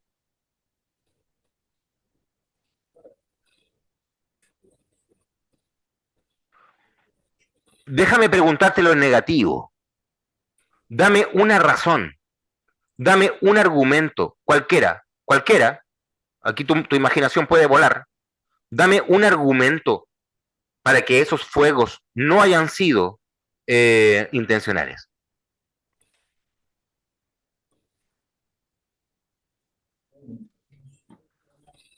¿Sobrecarga el sistema eléctrico? ¿Cómo? ¿Por sobrecarga el sistema eléctrico? De pronto tironeando las cosas, tironeando los televisores, hubo un arco voltaico. ¿Puede ser o no?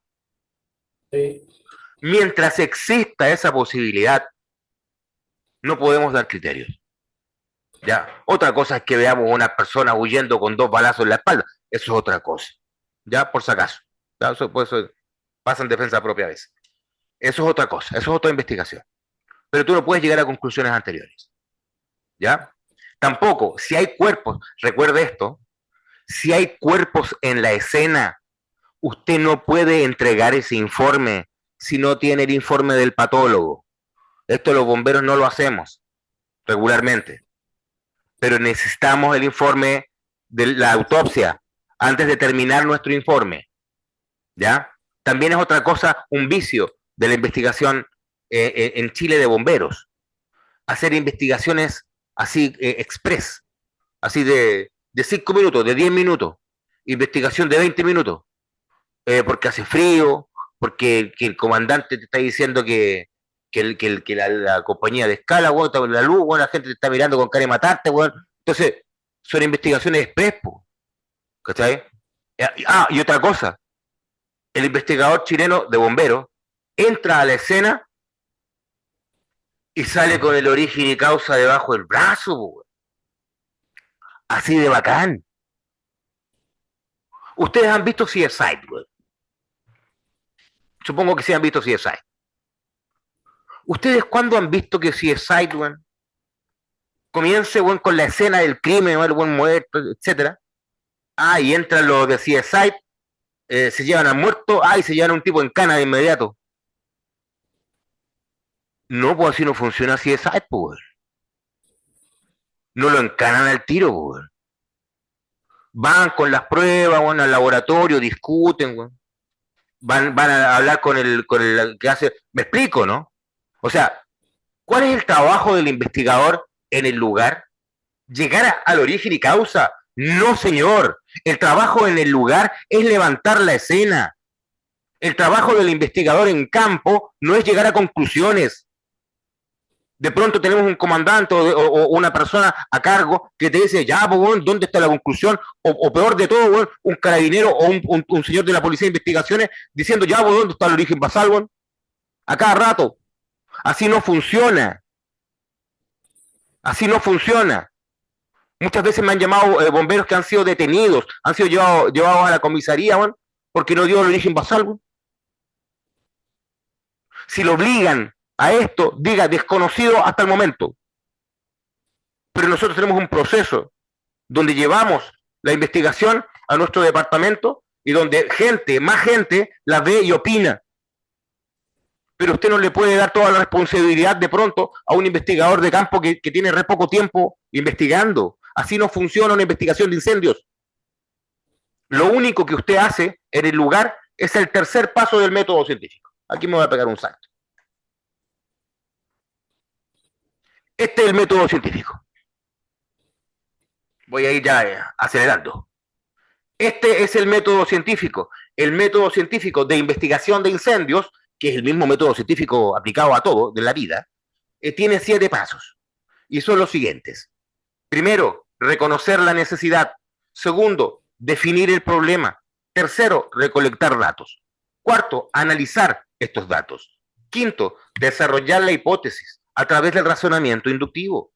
Y luego, aplicar el razonamiento inductivo para comprobar la hipótesis. Recuerde, el razonamiento inductivo, el razonamiento deductivo es razonamiento. No hay método inductivo. No hay método deductivo. No. Es razonamiento. Ya vamos a llegar allá. Pero le vamos a dar un ejemplo. Imagínense que en Concepción hay un incendio en un lugar importante, en un lugar patrimonial importante, en el centro de Concepción. ¿Ya? Hay un fuego importante. Vamos a aplicar el método científico. Vamos a aplicar estos 7 pasos. ¿Alguien me puede decir cómo se aplica este primer paso a la investigación? ¿Cómo aplico el primer paso? ¿Cómo lo hago verbo, este primer paso?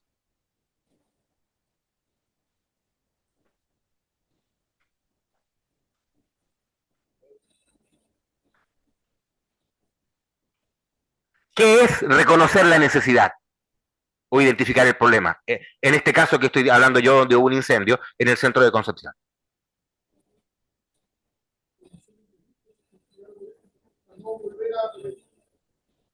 ¿Cómo? Investigar para poder repetir los mismos patrones para que no los más incendios, y además que un incendio es un delito. Vamos a ver la definición. Primero es reconocer la necesidad. En primer lugar, se deben determinar los planteamientos del problema o las preguntas que deben abordarse. En este caso, le hago una pregunta. En el centro de Concepción está la alcaldía. ¿Sí, cierto? ¿O no? Ya, ok. Necesito ponerle... Un poquito más allá. Imagínate que se quemó la alcaldía. ¿Ya? Se quemó la alcaldía. Entonces, ¿cómo aplico este primer paso? Se aplica de la siguiente forma. La alcaldía se quemó y el origen y causa son desconocidos. Así se aplica el primer paso. Se identifica el problema. Y el problema es que la alcaldía se quemó y que su origen y causa son desconocidos. ¿Cómo aplico el segundo paso? Definir el problema. ¿Qué es definir el problema? Definir el problema, dice, una vez determinado que existe un problema, el investigador o analista debe definir la forma en la que se puede resolver el problema. En este caso, debe realizar una investigación de incendios. Y esto se hace mediante una examinación de la escena, ya vamos a ir para allá. Cuando hablamos del segundo paso, que es definir el problema, es básicamente el mandato de investigar. Ejemplo, el cuerpo de bomberos investiga por ley, ¿no? Por default. En este caso, primer paso, hubo un incendio en la municipalidad de Concepción y su origen y causa son desconocidos. Segundo paso, el cuerpo de bomberos de Concepción, a través de su departamento de investigación de incendios y explosiones, procederá a dar respuesta a estas preguntas de investigación. Primero y segundo paso. Así de siempre. Primer y segundo paso, disculpen. Entonces, como usted comprenderá, tanto el primer paso del método científico como el segundo paso del método científico se dan naturalmente. O sea, se dan antes de que nosotros lleguemos a la escena. ¿Cierto? El tercer paso del método científico es la recolección de datos. Adivine qué. ¿Está en la escena o no está en la escena?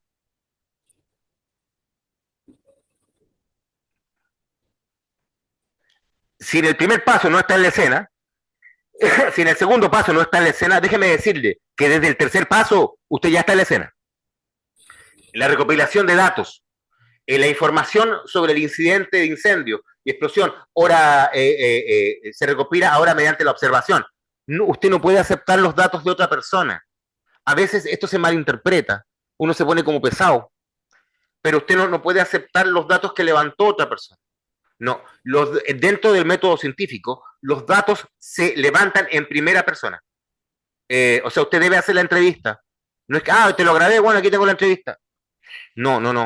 Déjame sacar la foto yo. Déjame la foto, déjame ir a verlo. Si es que no está, me quedo con eso, pero uno tiene que levantar el dato. Ya no puede dejar que te levanten el dato. Los datos recopilados se denominan datos empíricos. Y ojo con la palabra empírico, porque no es la definición que regularmente tenemos de la palabra empírico. Empírico es porque se basa en la observación o la experiencia y puede verificarse y saberse como verdadero. Eso es empírico. No habla del conocimiento empírico que uno como que, de la experiencia que va adquiriendo. No. Esto habla de otra concepción de la palabra empírico. La recopilación de datos puede ocurrir en casi todas las etapas de investigación de un incendio. Puede usted, después de un incendio, ver en redes sociales y darse cuenta de que el tipo publicó en redes sociales cómo quemaba la casa. Usted puede recibir el informe de forense y darse cuenta de que esa persona tenía 2 tiros en la espalda o había sido violada.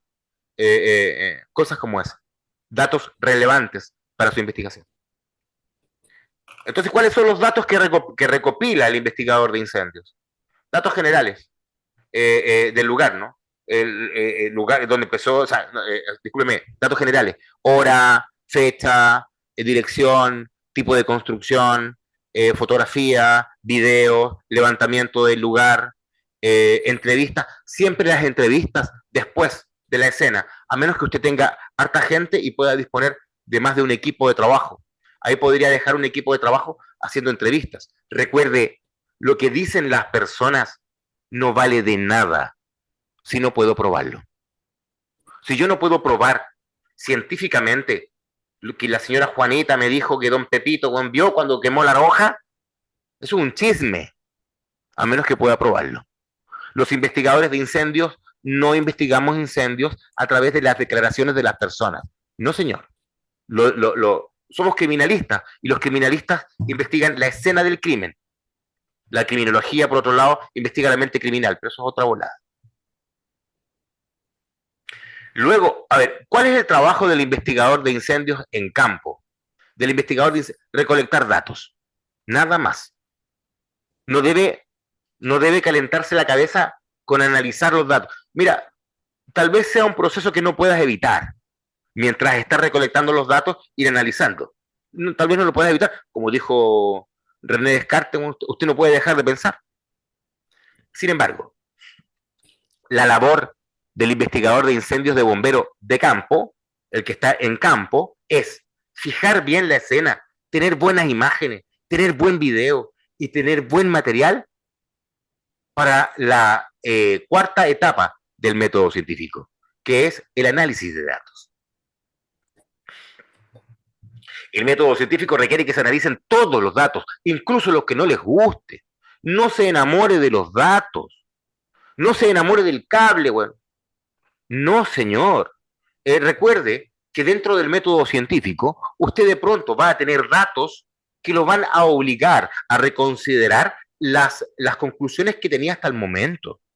Y usted debe hacerlo.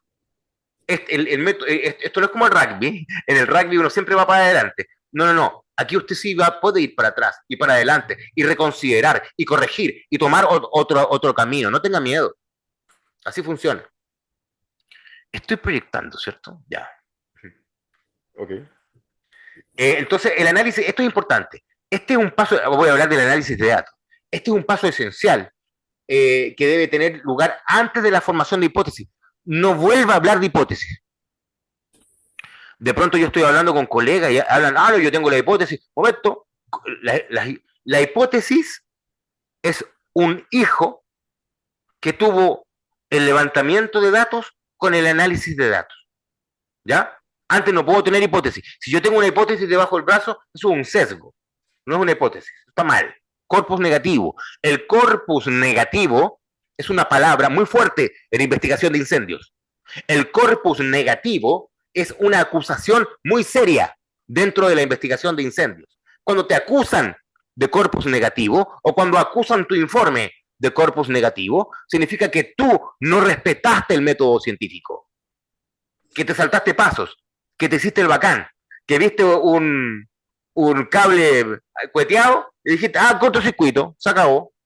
Pregunta, ¿por qué? Cuéntame, dame una razón, dame un argumento para que haya un cable con arco voltaico y que ahí no haya empezado el fuego.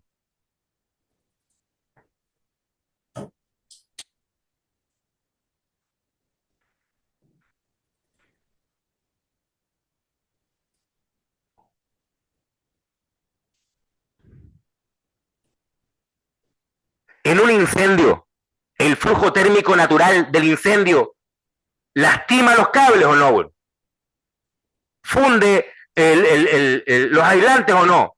Un incendio naturalmente produce arcos voltaicos o no. Respuesta, sí. Un incendio naturalmente produce arcos voltaicos. Basta que hemos entrado en incendio donde estaba cueteando las cosas, cueteaban las cosas. Significa que un incendio, como consecuencia, produce arcos voltaicos. O sea, que tú encontraste un arco voltaico no significa nada. Antes de encontrar un cable cueteado, se acabó la investigación, vamos a tomar cerveza. Ya, hoy no. Decir arco voltaico, decir cortocircuito, es algo que yo debo probarlo científicamente. Jamás puedo hablar de origen eléctrico si no he definido el origen. O sea, causa eléctrica si no he definido el origen. No, no, no, así no funciona. Y usted me va a decir, no, lo que pasa es que la casa tenía malas las instalaciones. Todas las casas tienen malas las instalaciones. Son muy pocas las casas que tienen bien las instalaciones. Por si acaso. La preexistencia de una condición subestándar no quiere decir que ese sea el origen del incendio. Por favor, téngalo muy claro. El origen eléctrico no es un comodín. El decir indeterminado tampoco es un comodín. Son conclusiones científicas que debo respaldar. No debo saltarme pasos. Entonces, el análisis, sigamos en el análisis de datos. La identificación y recopilación y categorización de los datos no equivale al análisis de datos. O sea, el levantamiento de datos bien lo puede hacer una persona, un investigador, un bombero que no tenga mucha experiencia. No importa, debe ser objetivo, más no así en el análisis de datos. Acá, la experiencia va a significar un aporte muy sustantivo. De pronto, un investigador de incendios, sin la experiencia suficiente, no le va a poder dar sentido a algunas marcas de extinción, por ejemplo. Algunos pitonazos, algunas marcas de ventilación. De pronto sí. El análisis de los datos se basa en el conocimiento, formación y la experiencia y la pericia de la persona que realiza el análisis. O sea, dentro del proceso de investigación de un cuerpo de bomberos, en el lugar del incendio se levantan los datos, pero luego esos datos se llevan al departamento donde hay una mesa técnica que los revisa para llegar a conclusiones. ¿Ya? Los bomberos no debemos generar investigaciones express en el momento, ¿ya? Y que nuestro parte de servicio hable de origen y causa no es culpa de las ciencias forenses, por si acaso. Desarrollar la hipótesis, luego de que usted levantó los datos, luego de que usted analizó los datos, o sea, luego de que usted masticó los datos, los analizó, viene el razonamiento inductivo. Voy a ser súper claro entre la diferencia entre el razonamiento inductivo y el razonamiento deductivo. El razonamiento inductivo es el desarrollo de la hipótesis. O sea, es la conclusión a la que usted está llegando luego del levantamiento de los datos y el análisis de los datos. Usted llega a esta conclusión. Usted llegó a esta conclusión, ¿por qué? Porque usted tenía conocimiento previo. Aparte de los datos, aparte de lo que usted analizó, lo analizó con su criterio y usted tiene conocimiento previo, usted tiene experiencia. Imagínate que yo estoy investigando con Isaías en una escena de incendio. E Isaías me dice, Heriberto, ven para acá. ¿Sabes qué? Al levantar este montón de ropa, salió un olor a líquido combustible importante. Pregunta, ¿eso es posible? Que él me diga eso. Le hago una pregunta, ¿por qué Isaías puede saber cómo huele un líquido combustible? ¿Por qué usted sabe cómo huele un líquido combustible?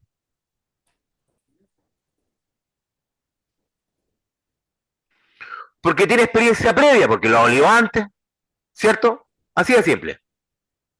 Entonces, imagínate que Isaías me diga, Heriberto, bueno, aquí huele a 40% de gasolina, con 75, 65, 52% de diésel.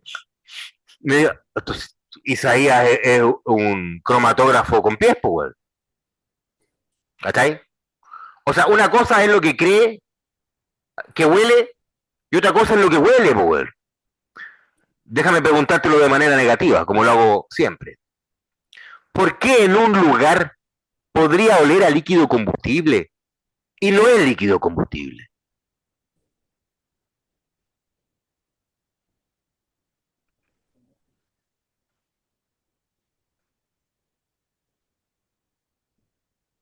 Por los materiales que pueden haber en el lugar, puede que Sí, haya... señor.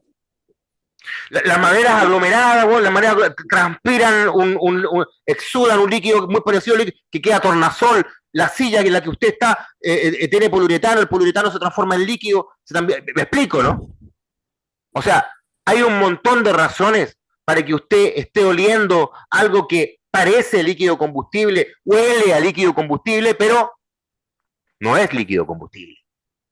Entonces, mucho ojo con lo que parece que es, con lo que usted cree que es y con lo que es. Cuando hablamos del razonamiento inductivo, hablamos de lo que creemos que es. Cuando hablamos del razonamiento inductivo, hablamos de lo que creemos que es según el análisis de datos y el levantamiento de datos y según nuestro conocimiento previo y experiencia. Pero necesito del razonamiento deductivo para comprobar si lo que yo creo que es, es. Y si yo huelo a líquido combustible y levanto una prueba, luego, ¿qué debo hacer para saber si es o no es? En este caso, laboratorio. En este caso. Pero si yo te digo que, oye, bueno, ahí hay plomo o hay aluminio fundido, bueno. Entonces tú te vas a la tabla, aluminio, 660 grados, 600, Sani me puede corregir, la temperatura de fundición del aluminio, 680, si no me equivoco. Entonces, la tabla también corresponde a razonamiento deductivo. Una cosa es lo que usted cree que es y otra cosa es lo que es. 660 exactamente es la temperatura de fundición del aluminio. Y si usted ve aluminio fundido y lo fija a través de fotografía, usted, al ver un material que ya tiene su temperatura de fundición definida, podría indicar en el informe que la temperatura al menos llegó a 660. Ojo, al menos. Nunca diga llegó, o sea, desde 660 alrededor o más. No. Usted no tiene ningún otro indicador que diga que llegó a más. Pero usted tiene un indicador que al menos dice que al menos llegó a esa temperatura. ¿Ya? Ojo con eso.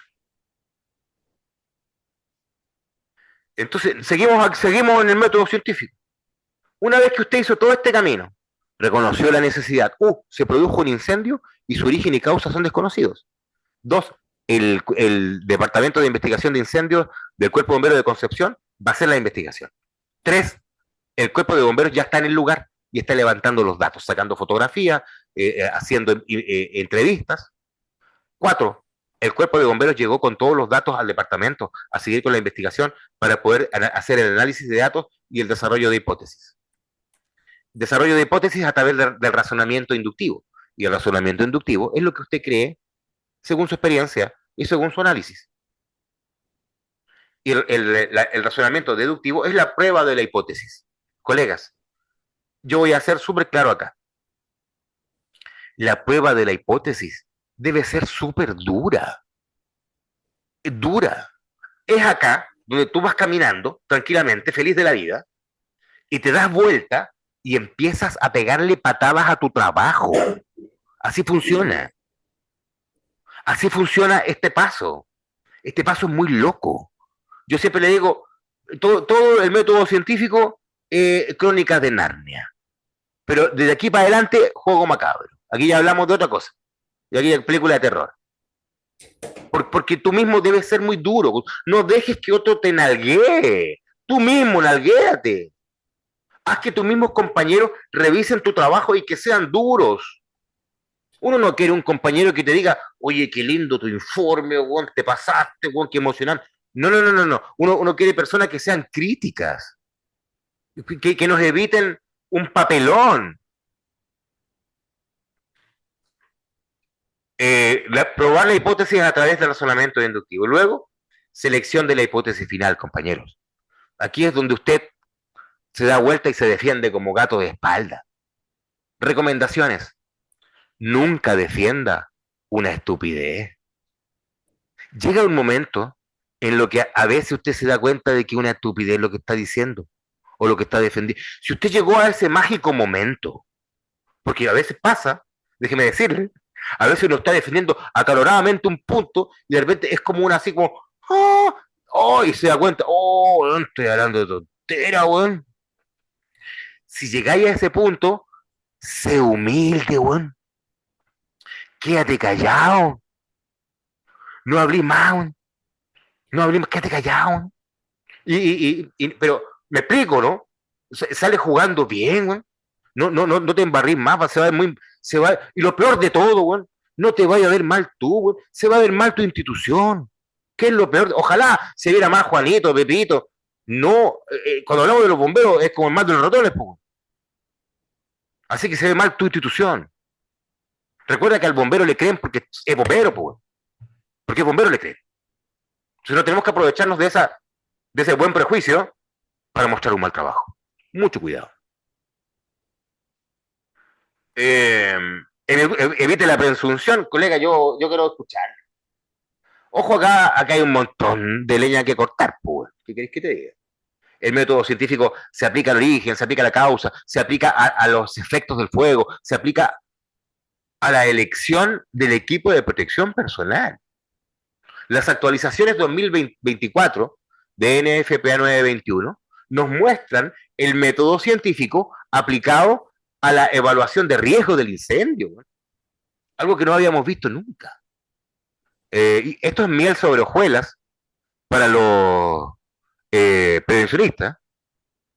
Esto es miel sobre hojuelas para los prevencionistas, porque hoy en día existe una norma nueva, NFPA 1321, que habla de un sistema de gestión para los departamentos de investigación. Ojo, miel sobre hojuelas. Colegas, yo quiero escuchar dudas. Aquí viene harto que cortar. Yo quiero dejarlo hasta acá. Quiero escuchar dudas. Quiero saber si fui suficientemente claro, pedir disculpas si no lo fui. Pero bueno, don Isaías, Elías, por favor, usted me dice ahí, Heriberto, por favor, atento a su consulta, adelante. consulta, dentro del el método científico se habló en cada uno de los pasos es presentar el problema, buscar datos, y se habló solamente de datos.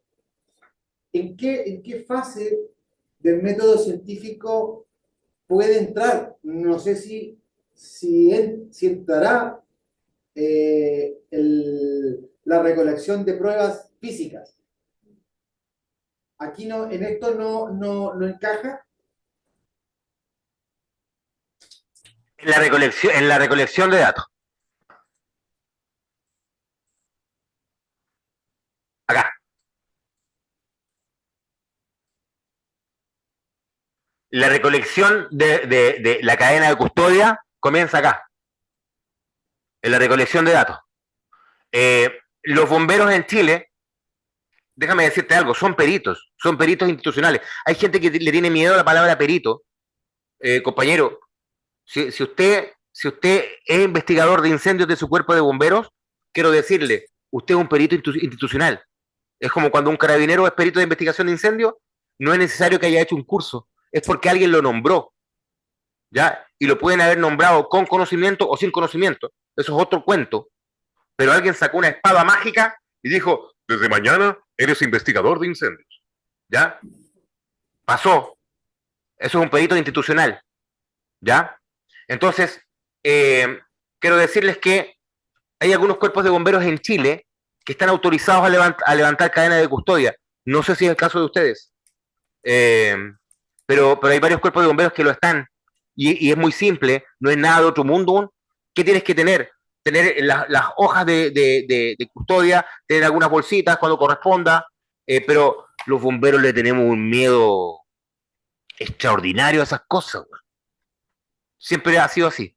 ¿Ya? Los invito a no tener miedo, porque sobre todo cuando hablamos de NFPA 1321, ya hablamos de la integración de estas cosas.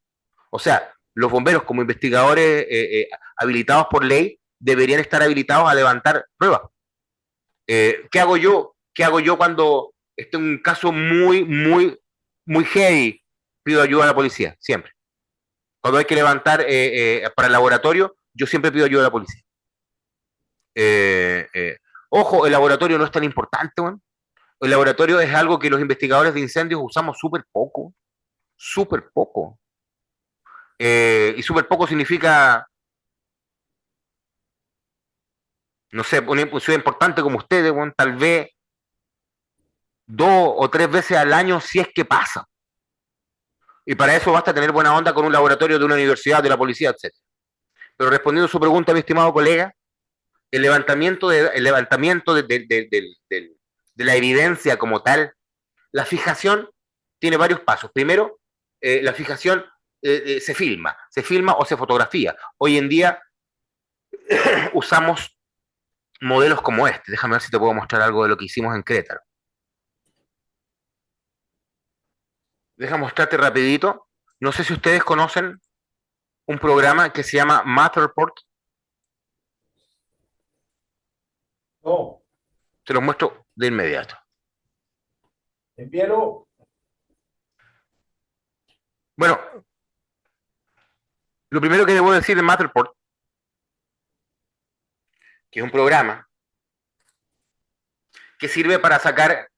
o sea, esto funciona con fotografía 360.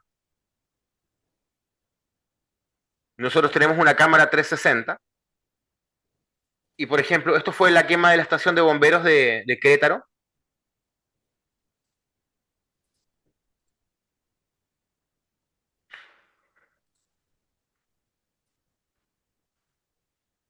Entonces yo puedo tener un modelo tridimensional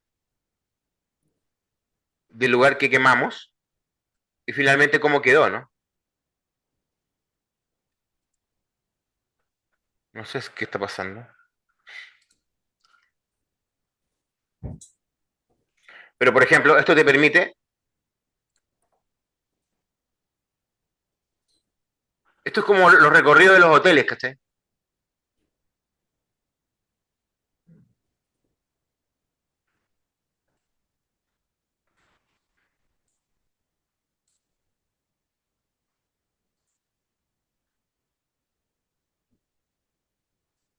Básicamente, lo que tú tienes es un recorrido de la escena total, pues. Podrías, por ejemplo, sacar medidas del lugar. Eh, Puedes medir puntos específicos, por ejemplo, no sé, pues, desde aquí hasta acá para ver la anchura de la puerta. Cosas como esas, ¿no? Eh, entonces, estos son los programas que hoy en día tenemos para el levantamiento y la fijación de la escena. Esto es lo que tiene que hacer el investigador de campo. No origen y causa.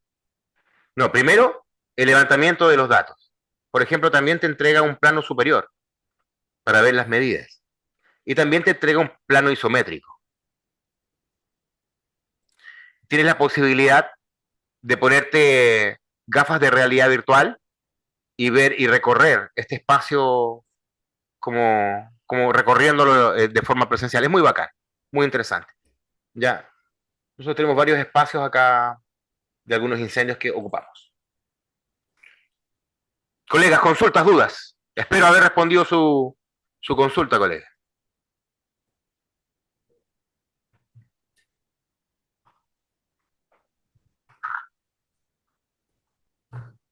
Reina el silencio. No, reina el silencio. Atento yo. Sin miedo, muchachos, sin vergüenza. Pregunta. Por el sur reina el silencio.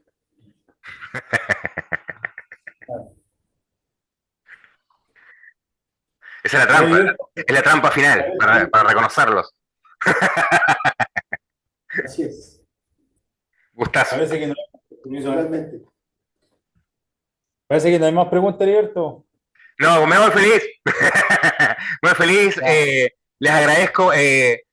Tengamos esta línea extendida.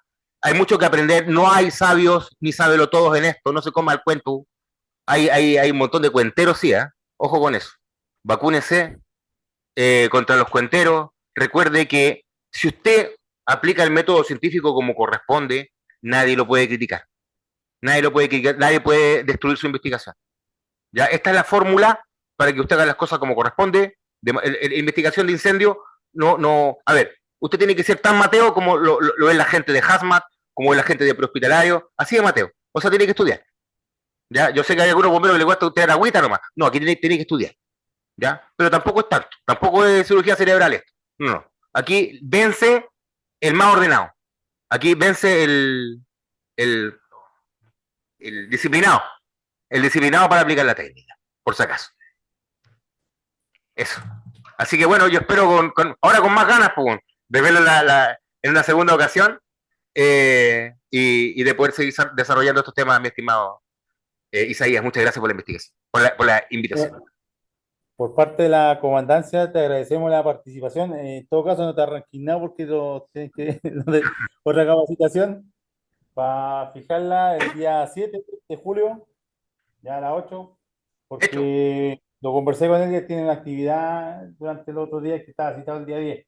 Así que el 7, para avisarle, el 7 de julio va a ser la otra capacitación, efectos y patrones de fuego. Sí, señor, va a estar igual de aburrida que esta, se lo prometo. Para que no te arranques. Y bueno, por parte de Comandancia agradecer la participación y que nos siga apoyando en esta primera. Encantado, espero visitarlo. Pues. Ya sé, voy a llevar a otras cosas ahora. Sí, voy a llevar otros juguetes. Y lo otro, solicitarte en caso de que tengas más capacitaciones para que las reenvíes para poder Encantado. que los muchachos se integren a esas capacitaciones que tú realizas. Encantado. Este año vamos a hacer un curso presencial bien importante en Rancagua. Prometo tener la información la próxima vez que nos veamos. Bueno, Heriberto, ya, esperamos Dale. esa información para una vez a mandar a alguno por un asistente al curso. Premiarlo en este caso por su asistencia. Dale. ¿Ya? Muchas gracias a todos. Compañeros, buenas noches, mi brother. Nos vemos. Gracias a todos. Buenas noches, capitán. Mi papá estaba ahí, mi papá invitado también. Mi papá estaba ahí de polizón. Ya esperamos que se lo envíen las presentaciones. Perfecto, yo se lo comparto. El Power para encantado. Un agrado estar con ustedes. Nos vemos, chao.